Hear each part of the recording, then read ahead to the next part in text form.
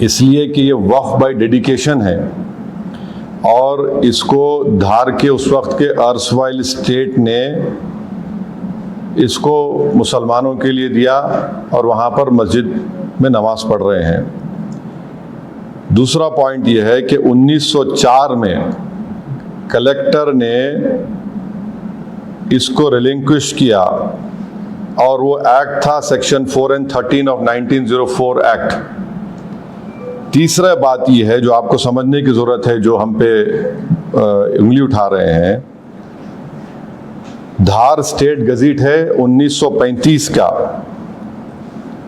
उसमें ये बताया गया है कि ये जगह मस्जिद है और गवर्नमेंट ने इसको रिलिंक्विश किया, गार्डियनशिप से मुस्लिम कम्युनिटी को दिया और फिर 1985 में ऑफिशियल गजीट एंट्री नंबर 62 में उस वक्त के 1954 एक्ट के तहत, वो बंद करो भाई, 1954 एक्ट के तहत ये वक्फ की गजीट भी है।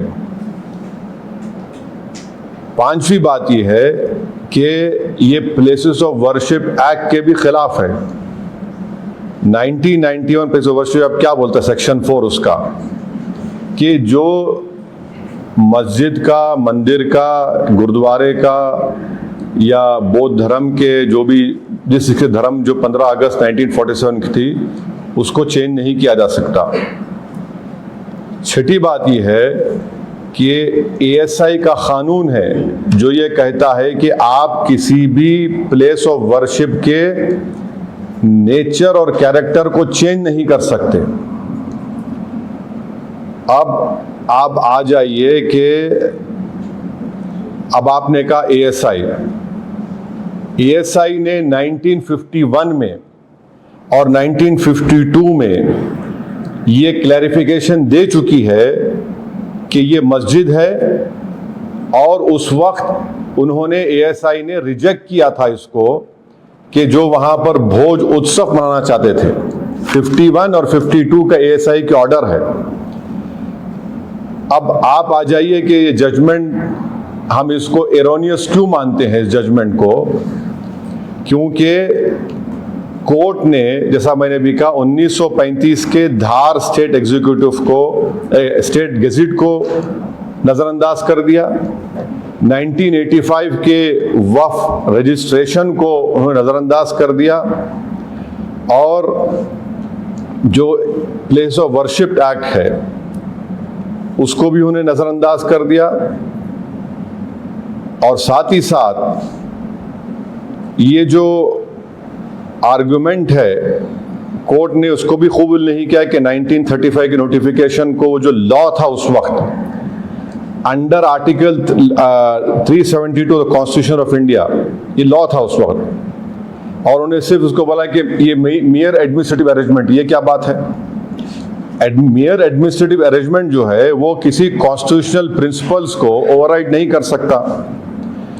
और एक और वजह है ये फैसला जो एरोनियस और गलत है, मुस्लिम साइड ने ये आर्ग्यू किया था कि जो PIL दाखिल की गई थी रिट पिटीशन में उन्होंने डिस्प्यूटेड क्वेश्चन ऑफ फैक्ट उठाए जो आर्टिकल 226 में नहीं लिए जा सकते, क्योंकि एक्स्ट्राऑर्डिनरी जुरिसडिक्शन जो होता है आर्टिकल 226 में कोर्ट एक ऑर्डर पास नहीं कर सकता डिक्लेरेशन ऑफ पोजेशन और टाइटल के ऊपर।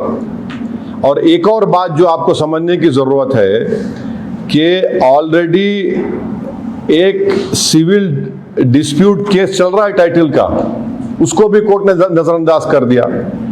टाइटल का सिविल डिस्प्यूट चल रहा है। एक और बात आपको समझने की जरूरत है कि कोर्ट ने जो मैंने कहा अभी आपने सवाल किया कि ये तो बिल्कुल बाबरी मस्जिद का मामला हो गया जजमेंट का।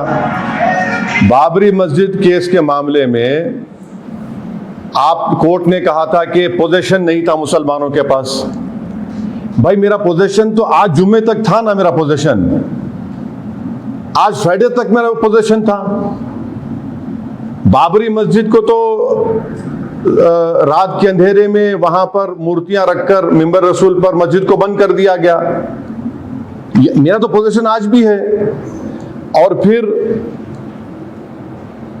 1935 का धार स्टेट गजीट, 1935 का धार दरबार प्रोसीडिंग्स एक्नॉलेज करता है कि वहां पर नमाज पढ़ी जा रही थी।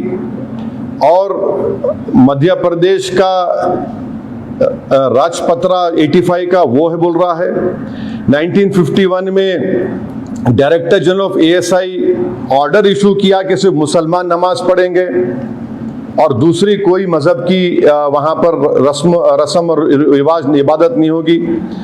और फिर मेजर CE लुआर्ड जो एक ब्रिटिश इराक ऑफिशियल था, उसने 1912 में कहा कि भोजशाला एक मिसनॉमर है नाम और इनएक्यूरेट नेम कहा। फिर वहां पर वजू करने की एक टैंक है, वजू के लिए जो नमाज पढ़ने से वजू करना पड़ता है।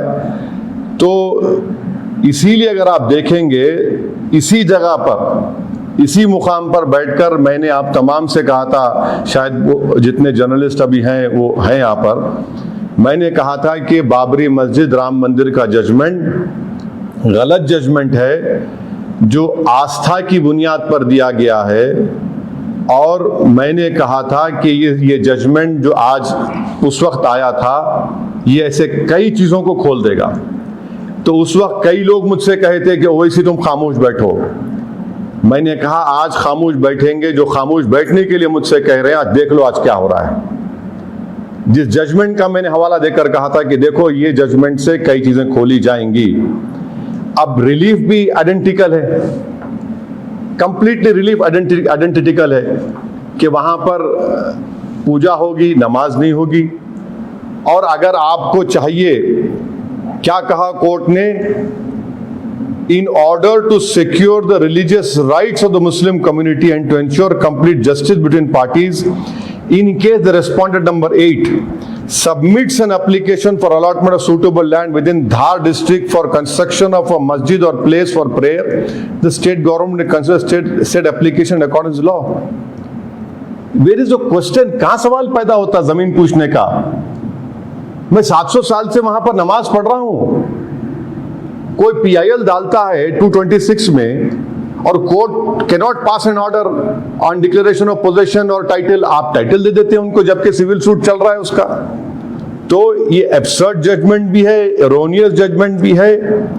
और एक अजीब व गरीब बात इसने जजमेंट में कही गई है कि secular state has a constitutional duty even to provide basic amenities to pilgrims, the preservation of purity and pristine character of DT.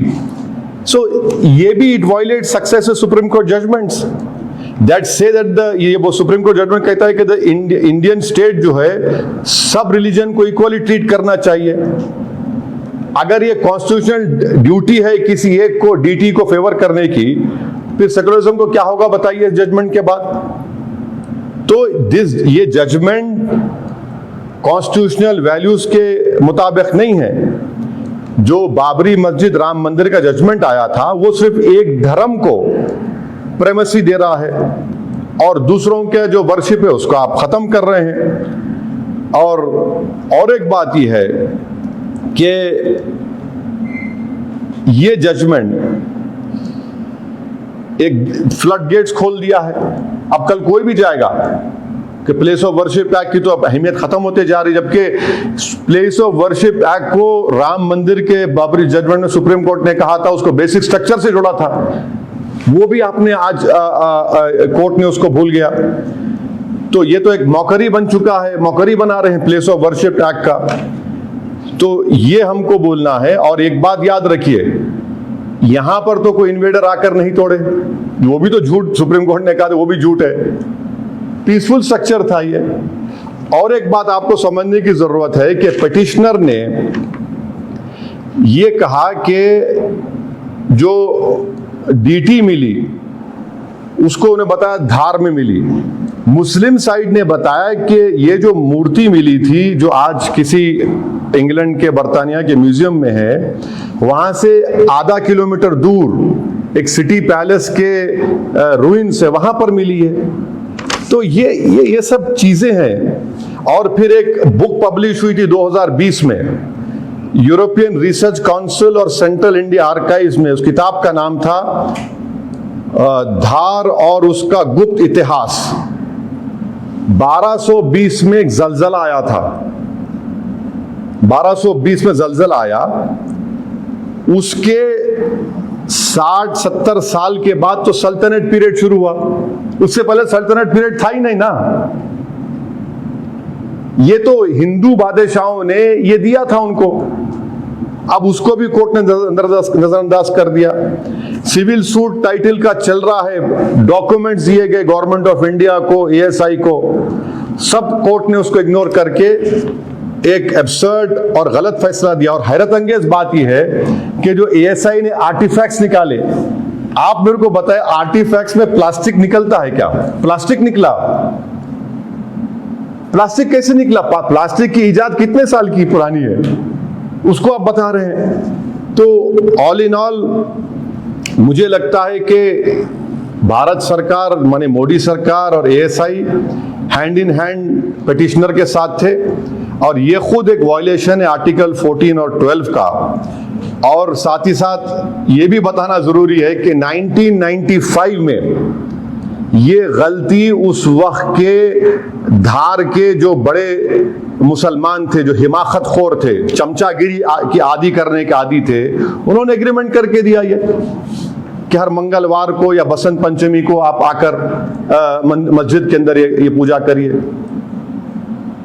तो ये इसका ब्रीफ फैक्ट ये हम उम्मीद करते हैं कि जब ये मसला सुप्रीम कोर्ट को जाएगा तो सुप्रीम कोर्ट इसको देखकर इंसाफ करेगा।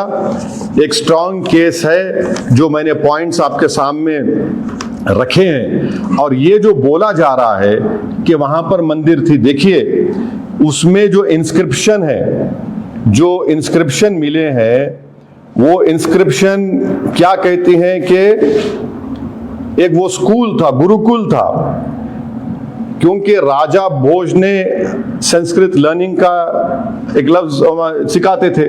तो जैसा हम पार्लियामेंट को बोलते हैं कि ये जनता की बहुत बड़ी मंदिर है, तो मंदिर पूजा की जो तो नहीं है, वो तो इलेक्टेड, वैसे ही वो एक गुरुकुल था। वो जलजला आया 1220 में, उसके बाद फिर दोबारा बनाया गया। तो अब इसको आप ऐसा कर रहे, इसका गलत फैसला नहीं। एक मिनट ठहरिए, मुझे मानने का सवाल नहीं है, जो फैक्ट्स है उसको मैं मानता हूं और वो फैक्ट्स मैं आपके सामने रखा हूं। इस फैक्ट्स को नजरअंदाज करके आपने फिर बिलीफ के नाम पर फैसला कर दिया। भाई 1951-52 का जो एएसआई की रिपोर्ट है उसको क्या करेंगे? गजीट है, और गजीट जब इशू हुई थी उसके 1 साल तक आपको राइट है ऑब्जेक्ट करने का, रजिस्ट्रेशन का, आपने ऑब्जेक्ट ही नहीं किया। आखिर क्या करना चाहते हैं? क्या करना चाहते हैं हमको बता दीजिए। आप बाबरी मस्जिद में एक बोलते हैं, यहां पर एक हो जाता है।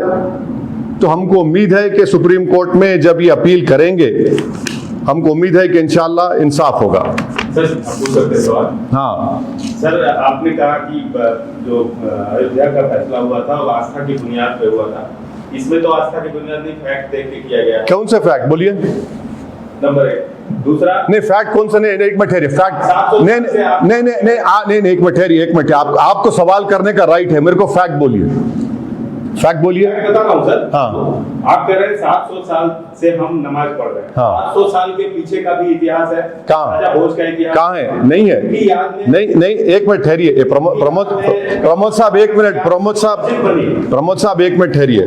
ने बनवाया? नहीं, अरे देखिए, मरने के बाद सुनिए एक मिनट। आपको मैं कह रहा हूं 1220 में जलजला आया, उसके 70 साल के बाद सल्तनत की हुकूमत शुरू हुई। ये किसने दिया था इस जगह को? अच्छा, वहां पर पूजा की, मैंने आपको कहा 1995 में 10 रुपए का स्टैम्प पेपर पर बाज हिमाकतखोर जो ये गुलाम परस्त मुसलमान होते हैं, उनकी गलती। आप अच्छा फिर ये बताइए कि 1951-52 का गजीट है, एएसआई का ऑर्डर है, 85 का वफ गजीट है, ये सब प्रूफ नहीं है क्या? आप खोद रहे हैं, खोदे तो प्लास्टिक निकल रहा है उसमें से, प्लास्टिक को एक्सेप्ट करेंगे प्रूफ आप? ये कैसे होगा? सर अभी आपने कहा कि वहां पे गुरुकुल था। गुरुकुल एक मिनट, अच्छा किया, सुनिए एक मिनट, प्रमोद साहब एक मिनट। 1220 में जो जलजला आया, उसके जो जलजले के बाद पूरा बर्बाद हो गया वो, तो उस वक्त के जमाने में कोई कॉन्ट्रैक्टर नहीं होते थे, जो रूइंस होते थे उसको इस्तेमाल करके बनाए जाते थे। और वो उसमें जो गुरुकुल है, मंदिर नहीं कहा मैंने। सर हाईकोर्ट ने भी यही बताया है कि संस्कृत लर्निंग सेंटर वहां पर जो देखिए, संस्कृत लर्निंग सेंटर जलजला जब आया 1220 में, तो वो पूरा बर्बाद हो गया। उसके 70 साल के बाद तो सल्तनत शुरू हुई ना, यही तो हम आपसे कह रहे हैं। इसीलिए तो 1951-52 एएसआई की रिपोर्ट, 1904 में कलेक्टर रिलिंक्विश कर दिया उसको, 1904 में सेक्शन 4 और 13 के तहत। फिर 1985 का वक्फ गजीट है, 1 साल का आपको टाइम है। हम 700 साल से मस्जिद में नमाज पढ़ रहे वहां पर। आर्टिकल 226 के तहत पीआईएल में क्या कोर्ट को राइट है कि order of declaration of possession title pass कर दे, जबकि सिविल सूट पेंडिंग है वहां पर टाइटल के ऊपर। ये सब गलतियां हैं इसमें, इसीलिए तो हम कह रहे हैं कि सुप्रीम कोर्ट को जाएंगे। नमाज पढ़ने को लेकर दूसरी जगह दी जाएगी। ऑल्टरनेट, देखिए ऑल्टरनेट वो ऐसा है ना कि वो मेरे अब्बा की, मेरी अम्मा की प्रॉपर्टी नहीं है, मस्जिद है जिसका मालिक अल्लाह होता है। ये क्या बात है, 5 एकड़ ले लो, उस वक्त पहले बोले आप अप्लाई करो, ले यार सर नहीं, ये तो हो ही नहीं सकता ना। टाइटल का सूट पेंडिंग है, 700 साल से मेरा पोजेशन है। चलिए 700 साल भी मत मानिए भाई, आप तो आजादी के बाद तो हम संविधान दिए ना, तो संविधान में क्या इसका प्रोविजन नहीं था कि संविधान के तहत ये सब 19 वफ का गजीट एंट्री 612 1985 में हुआ। क्या स्टेट ने इसको नहीं माना, उस वक्त के कानून को माना? इसीलिए हम कह रहे हैं इसीलिए हम कह रहे हैं कि ये हाई कोर्ट का जजमेंट एरोनियस है, एब्सर्ड है, गलत है। सर आप कह रहे हैं कि 700 साल से आपका पोजीशन था, लेकिन आजादी के बाद सरकार दर सरकार वहां पे परमिशन दिया गया पूजा करने का। अरे एक मिनट, आप गलत बोल रहे हैं, उस समय गलत बोल रहे हैं आप। देखिए आप अपना होमवर्क नहीं आप होमवर्क पूजा करने का कब दिया बताओ, तारीख बताओ। दिग्विजय सिंह की सरकार से। अरे भाई आपको मैं सुनिए ना, दिग्विजय की एक मिनट ठहरिए, आप लोग पढ़ के नहीं आते। 1995 में बाज खुशामद पसंद गुलामी जहनियत रखने वाले मुसलमानों ने 10 पेपर के स्टैम्प पेपर में गलती की। कैसे बोल आजादी के बाद आप? सर मैं बता रहा हूं नहीं, आपको देखिए, आप देखिए एक बात सुनिए, आप अभी मत करिए, मैं और भी बोल सकता हूं, ये व्हाट्सएप यूनिवर्सिटी का फॉरवर्ड मत करिए। मैं आपको फैक्ट्स बोल रहा हूं जिम्मेदारी के साथ, जिम्मेदारी के साथ। क्यों ले ऑल्टरनेट लैंड? मेरी जमीन, मेरी मस्जिद है, वो मेरी जाती प्रॉपर्टी थोड़ी है, क्यों लूं मैं? आप 6 दिसंबर को अगर मस्जिद नहीं तोड़ते तो जमीन देते थे मुझे आप। यहां पर 700 साल से नमाज पढ़ रहे हैं हम, पूरे फैक्ट्स में आपके सामने रखा हूं। सर 95 में अनुमति दी गई पूजा करने की। अरे 87 में मेरे भाई एक मिनट देखिए, 98 में अनुमति दी गई। अरे आप समझ नहीं रहे हैं मेरी बात को, आप एक ज्ञानी आदमी है, मैं तो वही कह रहा हूं। 95 जी सर। किसने दिया आपको? 10 रुपए के स्टैम्प पेपर पर गुलामी की जहनियत रखने वाले मुसलमानों ने ये लिख कर दिया, आप आ जाइए मंगलवार को। अरे वो तो बिल्कुल ही बकवास किस्म के मुनाफिक बोलना चाहिए लोगों को। तो उनके ना तो मस्जिद उनकी माँ की थी, ना उनके अब्बा की थी, ना उनके खानदान की थी। वो तो जालिम है वो लोग। तो तब से लेके 95 से लेके अब तक जमात के लोग क्या कर रहे थे? 2022 में ये एक मिनट ठहरिए, आपने किसी चीज को शुरू कर दिया। 2022 में ये PIL दाखिल होती है, 2022 में PIL दाखिल होती है और कोर्ट के सामने ये तमाम चीजें रखी गई, ऑनरेबल कोर्ट के सामने। अभी आप बोले आजादी के बाद, अब आप, मैं बोल रहा हूं आपको शुरू से, 95 में ये हुआ और वो भी उन बेवकूफ किस्म के जुल्म करने वाले, गुलामी की ज़हन रखने वाले गलती की वजह से हुआ। मगर ये PIL फाइल हुआ 2022 में, PIL फाइल हुआ और उसके बाद ये सब चीजें होती हैं। अब आगे आप तो क्या करेंगे? आपको क्या, आपकी क्या राय है? तो क्या नहीं, हमको यकीन है कि मुस्लिम साइड जो है वो सुप्रीम कोर्ट जाएगा और इंशाअल्लाह सुप्रीम कोर्ट के सामने ये सब चीजें रखी जाएंगी और सुप्रीम कोर्ट इंसाफ करेगा और मस्जिद मस्जिद रहेगी। हाँ, सपोर्ट आप एक्सटेंड करेंगे? मैं बोल रहा हूं ना, जो वहां सपोर्ट करेंगे। नहीं, देखिए वहां के लोग काबिल हैं, वहां के जो लॉयर्स हैं जिसको मैंने बात किया, वो लोग जाएंगे सुप्रीम कोर्ट को और उनको जाना भी चाहिए। सर ये गलत प्रेसिडेंट बन जाएगा। आप क्या खोल रहे हैं? आप तो दरवाजे खोल रहे हैं किस चीज के? ये सब निफाक पैदा करने के, ये टेंशन पैदा करने के, डिसएग्रीमेंट्स के। सुप्रीम कोर्ट ने जो बाबरी मस्जिद राम मंदिर में कहा, एग्रीगेस एक्ट कहा, और उन्होंने कहा कि हिस्ट्री क्या उसमें कहा था, पढ़ लीजिए जाकर आप। अब उसके बरखिलाफ हो रहा है ना। जिस चीज का वादा मैंने यहीं पर बैठ के मैंने कहा था आपसे, अनेरी से, प्रमोद साहब थे, आप थे, आप सबसे कहा था देखो ये दरवाजा खुलेंगे, फ्लड गेट्स को खुलते जा रहे हैं। अच्छा सर, एक चीज समझ हाँ, आगे ऐसे कितने दरवाजे और खुले? फ्लड गेट्स है, खुल, आपने दरवाजे खोल दिए हैं। और कितनी मस्जिदें निशाने पर? अब तो कोई भी मस्जिद निशाने पे होगी। बोलेंगे हमारे को उस पर आस्था है, खत्म हो गया मामला। अगर हैदराबाद में बीजेपी सरकार आती है तो क्या मक्का मस्जिद पे दावा होगा? तो फिर अब ये देखिए, आएगी नहीं आएगी, इंशाल्लाह नहीं आएगी। मगर ये तो कोर्ट्स जो आज जो फैसला दिए, आप कुछ चीज को मानने को तैयार ही नहीं है। आप ASI एक्ट को नहीं मानने तैयार है, आप प्लेस ऑफ वर्शिप एक्ट को मानने को तैयार नहीं है, वक्फ गजीट को मानने को तैयार नहीं है। 1951-52 का ASI का जो ऑर्डर है, 1904 का जो कलेक्टर का है, फिर वो जो सरकार, हिंदू सरकार ने जो जमीन दी है उसको मानने को तैयार नहीं है। आप किसको मानेंगे फिर आप? तो इसीलिए सुप्रीम कोर्ट ही आखिरी कोर्ट ऑफ अपील है हमारे लिए। हम जाएंगे, जो वहां के लोग जाएंगे, मैं बात किया जिम्मेदारों से। सुप्रीम कोर्ट में भी सेम फैसला। अरे भाई रुक जाइए। अच्छा सर, सुप्रीम कोर्ट के जज आप थोड़ी हैं। एक तकनीकी चीज है सर जो मैं नहीं पढ़ पाया हूँ। मैं क्या ASI संरक्षित जो भी प्रॉपर्टी है उस पे प्लेसेस ऑफ वर्शिप एक्ट लगता है क्या? मैं जानकारी नहीं, मैं आपसे पूछ रहा हूँ। आपको जानकारी है, इसलिए जानकारी है कि ASI एक्ट पढ़िए। ASI एक्ट क्या कहता है? You can not change the nature and character of that religious place. आपको जो फॉरवर्ड कर रहे हैं ना, वो आधे दिमाग के हैं प्रमोद साहब। वक्फ क्या जो एक्ट है, सुन तो, अरे देखिए अब आपको तकलीफ हो रही है, मैं बोला, अरे सुन, नहीं, देखिए एक काम करिए, नवीन कपूर को बिठाइए, डिबेट कर लेंगे। आप क्यों कर रहे हैं? वो जो आपको फॉरवर्ड कर रहे हैं, मेरे को कोई फॉरवर्ड नहीं किया, बस मैं समझना चाह रहा हूं। समझिए ना, प्लेसेस ऑफ वर्शिप एक्ट क्या ASI संरक्षित प्रॉपर्टी? आपको समझिए बात को। ASI एक्ट आप पढ़े? आप नहीं पढ़े ASI एक्ट, या जो फॉरवर्ड किया आपको?